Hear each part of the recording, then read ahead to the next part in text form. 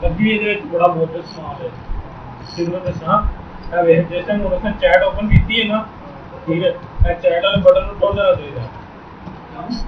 क्योंकि हमने चैट में विच रहा तो फिर चैट क्यों करनी है रीसेट करना यार ऐसे मिसाल के तौर पे हूं एक पेज है इस पे भेजने हैं टोटल ऑर्डर ठीक है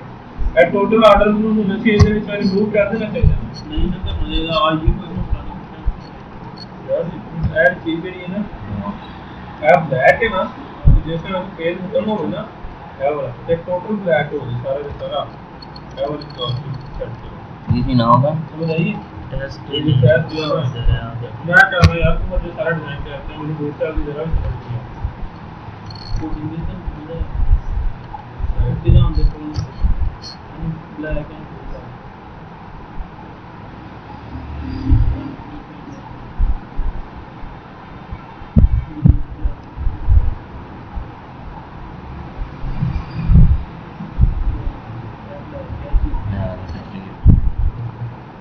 तो ऐड करना है इधर तो जाओगे ना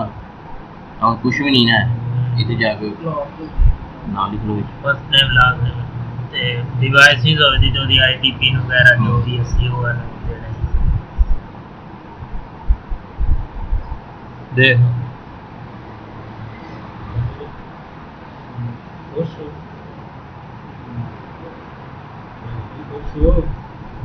नजर हमको करना इधर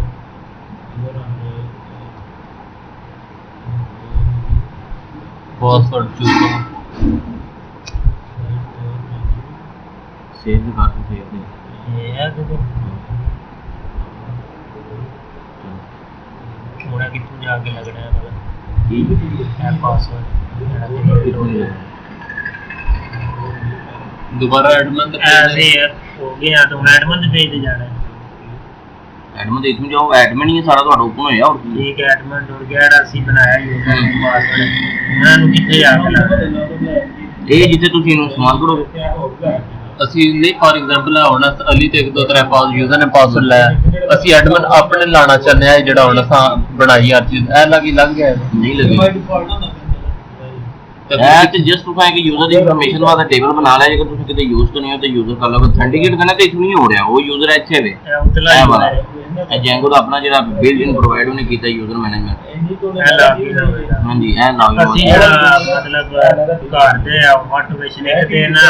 ਇਹ ਬਣਾ ਲਿਆ ਜਿਹੜਾ ਬੰਦੇ ਨੂੰ ਦੇਣਾ ਉਹ ਕਿਹੜਾ ਆਹ ਬੰਦੇ ਕਿਹੜੇ ਉਹ ਇੱਥੇ ਯੂਜ਼ਰ ਕ੍ਰੀਏਟ ਹੋਣੇ ਇਹ ਯੂਜ਼ਰ ਹੈ ਇੱਥੇ ਹੀ ਸਭ ਕੁਝ ਹੋਣਾ ਐਡਮਨ ਦਾ ਆਪਣਾ ਕੋਈ ਕਿਉਂਕਿ ਜੈਂਗੋ ਦੇ ਵਿੱਚ ਜਿਹੜਾ ਨਾ ਜੈਂਗੋ ਦੇ ਵਿੱਚ ਯੂਜ਼ਰ ਦਾ ਟੇਬਲ ਨਹੀਂ ਬਣਾਉਂਦੇ ਕਿਉਂਕਿ ਉਹ ਆਪਣਾ ਇੱਕ ਦੇਣਾ ਯੂਜ਼ਰ ਮੈਨੇਜਮੈਂਟ ਸਿਸਟਮ ਐਡਮਨ ਹੈ ਜੈਂਗੋ ਖੁਦ ਜੈਂਗੋ ਖੁਦ ਐਡਮਨ ਹੈ ਐਡਮਨ ਤੇ ਤੁਸੀਂ ਨਹੀਂ ਅਸੀਂ ਬਣੇ ਆ ਮਤਲਬ ਸਾਨੂੰ ਪਾਸਵਰਡ ਦੀ ਨਹੀਂ ਜ਼ਰੂਰਤ ਹੈ ਨਹੀਂ ਜਦੋਂ ਤੁਸੀਂ ਫਸਟ ਟਾਈਮ ਕਰਨਾ ਹੈ ਨਾ ਤੁਸੀਂ ਕ੍ਰੀਏਟ ਸੁਪਰ ਯੂਜ਼ਰ ਕਰਨਾ ਪਹਿਲੇ ਸੁਪਰ ਯੂਜ਼ਰ ਕਰਨਾ ਉਹ ਕਿਹੜੀ ਜਾਂ ਉਹ ਕਮਾਂਡ ਲਾਈਨ ਜਾ ਕੇ ਕਿਹੜਾ ਕਮਾਂਡ ਲਾਈਨ ਆਹੋ ਕਿਉਂਕਿ ਇੱਕੋ ਹੀ ਹੁੰਦਾ ਕੋਡ ਸੇਵ ਨਹੀਂ ਵਿੱਚ ਆ ਗਏ ਕਿ ਉਹ ਸਿਰਫ ਇੱਕ ਕਮਾਂਡ ਲਾਈਨ ਤੋਂ ਹੈ ਆਖਿਆ ਨਹੀਂ ਕ੍ਰੀਏਟ ਸੁਪਰ ਯੂਜ਼ਰ ਕਰੋਗੇ ਨਾ